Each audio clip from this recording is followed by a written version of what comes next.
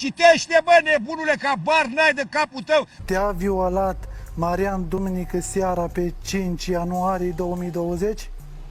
Nu știu. Nu știu. Cum îi chemați, mă, pe proștii ăștia? Nu înțeleg. Bă, ăsta, bă, ce că e prost? Bă, n-are nici față măcar. Măcar chemați unul care e mai frumos. Bă, nu știe, e prost. Bă, da, e frumos. Bă, se îmbracă frumos. Îmbrăcat urât-e. Urât-e. Prost-e. Că nu-s chiar prost. Bă, băiatule, ești un dobitoc și un prost. Doresc să le fac o adresare. Cei care ne-au jignit pe mine, Stegaru Viorel. Păi, bă, dacă nu-l jignești, vine iar la televizor și iar minte. Haideți că puteți să-l întrebați orice vreți. Luați Păi telefonul de la da, mine. păi ce să-l întreb pe ăsta? Da, Alo, vorbește cu dumneavoastră. cum te cheamă, bă, băiatule, pe tine?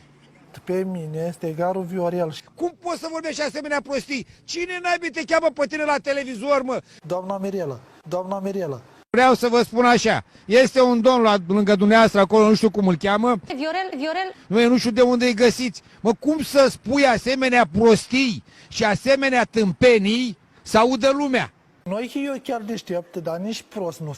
Bă, băiatule, ești un dobitoc și un prost. Păi, dumneavoastră, dar dumneata, cum să spui asemenea prostii, că nu disperi omul, că nu mă interesa să te-am liniștit la mine la birou? Să zicem că da, să sperăm că nu, nu știu. Dacă nu știi, spune nu știu.